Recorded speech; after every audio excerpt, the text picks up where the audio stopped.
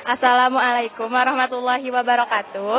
Kami dari kelompok 1 akan mempresentasikan tentang muamalah dan syirkah.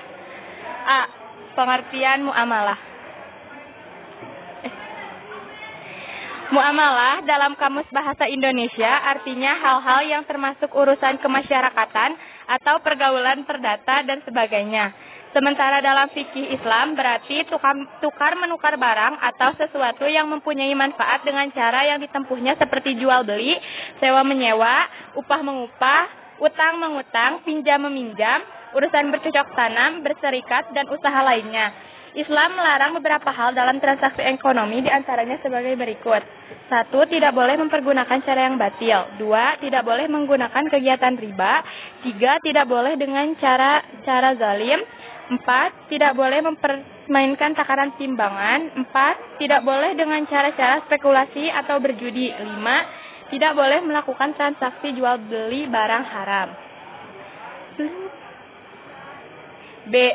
Macam-macam muamalah. Pertama, jual beli. Menurut syariat agama, jual beli adalah kesepakatan tukar-menukar benda untuk memiliki benda tersebut di dalamnya. Melakukan jual beli dibenarkan sesuai dengan firman Allah dalam potongan surat Al-Baqarah ayat 275.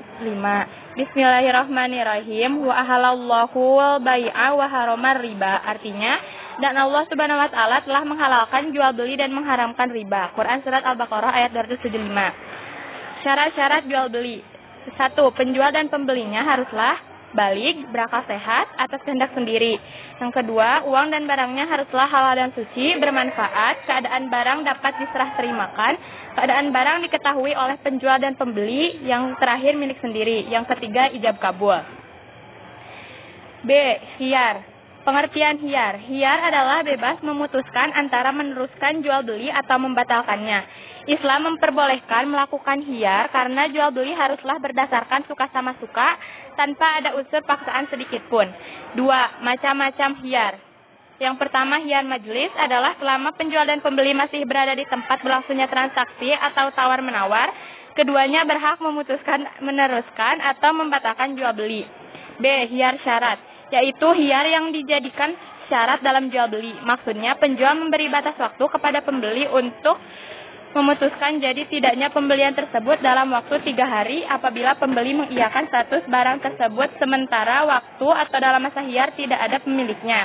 Artinya si penjual tidak berhak menawarkan kepada orang lain lagi. Namun jika akhirnya pembeli memutuskan tidak jadi, barang tersebut menjadi hak penjual kembali. C. Khiyar aibi atau khiyar cacat adalah pembeli boleh mengembalikan barang yang dibelinya jika terdapat cacat yang dapat mengurangi kualitas atau nilai barang tersebut, namun hendaknya dilakukan sesegera mungkin. C. Riba. Pengertian riba. Riba yaitu bunga uang atau nilai lebih atas penukaran barang. Riba apapun bentuknya dalam syariat Islam, hukumnya haram. Sanksi hukumnya juga sangat berat. Guna menghindari riba, apabila mengadakan jual beli barang sejenis seperti emas dengan emas atau perak dengan perak, ditetapkan syariat. 1. Sama timbangan ukurannya. Dilakukan serah terima saat itu juga. Terakhir tunai. 2. Macam-macam riba. Riba fadli adalah pertukaran barang sejenis yang tidak sama timbangannya. Misalnya cincin emas 22 karat sebesar 10 gram ditukar dengan emas 22 karat. Namun seberat 11 gram kelebihan itunya yang termasuk riba. D. Riba qardi, yaitu pinjam meminjam dengan syarat harus memberi kelebihan saat mengembalikannya. Misal dia bersedia meminjami uang sebesar 100.000, berarti dia bersedia mengembalikan sebesar bunga pinjaman itulah yang disebut riba. Riba yadi adalah akad jual beli barang sejenis dan sama timbangannya. Namun penjual dan pembeli berpisah sebelum melakukan serah terima. Riba nasi'ah, yaitu akad jual beli dengan penyerahan barang beberapa waktu kemudian. Misalnya membeli buah-buahan yang masih kecil-kecil di pohonnya, kemudian diserahkan setelah besar-besar atau setelah layak dipetik. 2. Utang piutang. A. Pengertian utang piutang. Utang piutang adalah menyerahkan harta dan benda kepada seseorang dengan catatan akan dikembalikan pada waktu kemudian. Tentu saja tidak mengubah keadaannya. Seseorang berarti menolongnya dan sangat dianjurkan oleh agama. B. Rukun utang piutang. 1. Yang berpiutang dan yang berhutang. 2. Ada harta atau barang. 3. Lafal kesepakatan. Misalnya saya utang ini kepadamu, yang berutang menjawab ya saya. Ya saya utang dulu beberapa hari lagi. Sebutkan dengan jelas atau jika sudah punya akan saya lunasi. 4. Apabila orang yang membayar hutangnya dengan memberikan kelebihan atas kemauannya sendiri tanpa perjanjian sebelumnya, kelebihan tersebut halal bagi yang berpiutang dan merupakan suatu kebaikan bagi yang berhutang. Namun bila orang yang berpiutang meminta tambahan pengembalian dari orang yang melunasi hutang dan telah disepakati bersama sebelumnya, hukumnya tidak boleh karena tambahan pelunasan tersebut tidak halal sebab termasuk riba. 3. Sewa menyewa. A. Pengertian sewa menyewa. Sewa menyewa dalam fikih Islam disebut ijarah. Artinya imbalan yang harus diterima oleh seseorang atas jasa yang diberikannya. Jasa di sini berupa penyediaan tenaga dan pikiran tempat tinggal atau hewan. B. Syarat dan rukun sewa menyewa. 1. Yang menyewakan dan menyewa haruslah telah balik dan berakal sehat. 2. Sewa menyewa dilangsungkan atas kemauan masing-masing bukan karena dipaksa. 3. Barang tersebut menjadi hak sepenuhnya orang yang menyewakan atau walinya. 4. Ditentukan barangnya serta keadaan dan sifat-sifatnya. 5. Manfaat yang akan diambil dari barang tersebut harus diketahui secara jelas oleh kedua belah pihak.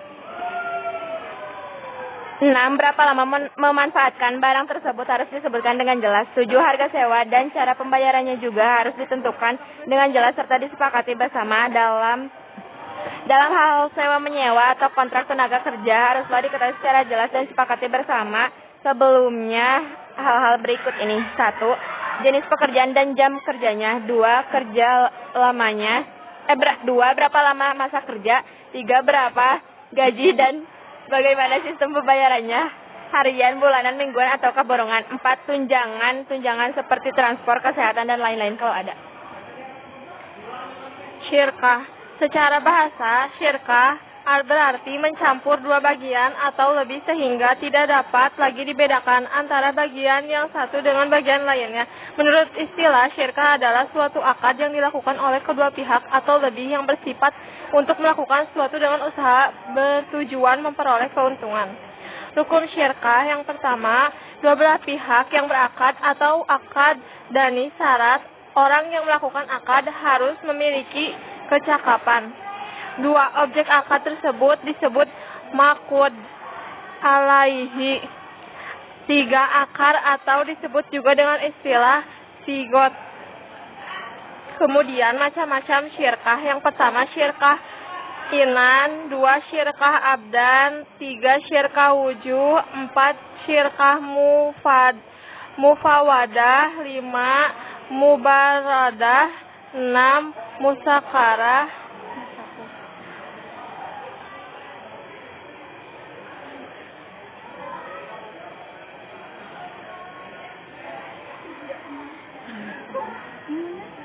Udah, ini udah. Ya, kita enggak.